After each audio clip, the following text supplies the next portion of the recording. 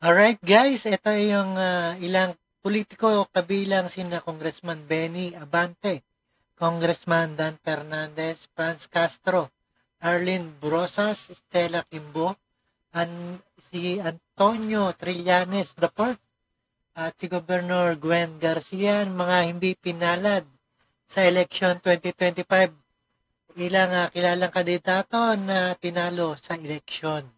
Alright, panoorin po natin yan. Without further ado, let's do watch dito sa Mata ng Agila. Kung may mga wagi sa katatapos na eleksyon, ilang mga kilalang pangalan naman po sa politika ang hindi pinalad. Kabilang na po dyan ang ilan sa mga kongresistang kabilang po dito sa Quad Committee ng Kamara na nag-imbestiga sa war on drugs at extrajudicial killings umano ng Duterte administration. Kontrobersiya patungkol po sa Philippine Offshore Gaming Operators o POGO at mga nagbusisi po sa confidential fund. Ayan, alam na sa sunod na eleksyon, no, sa 2026 sa senatorial at sa 2028.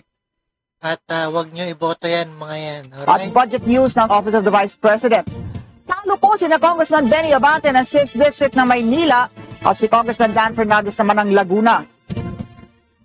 Bigo na makapasok sa Magic 12 ng Senado si ACT Party List Representative Franz Castro at Gabriela Party List Representative Arlene Brosas. Mababa rin po ang botong natanggap ng Kabataan Party List Representative Raul Manuel.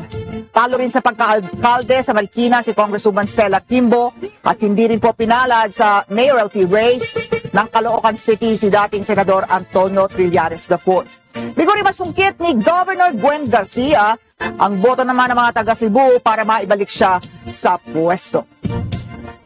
Alright, ayan, nakilala nyo na ang hindi nyo iboboto sa 2028 at 2026, no, sa senatorial.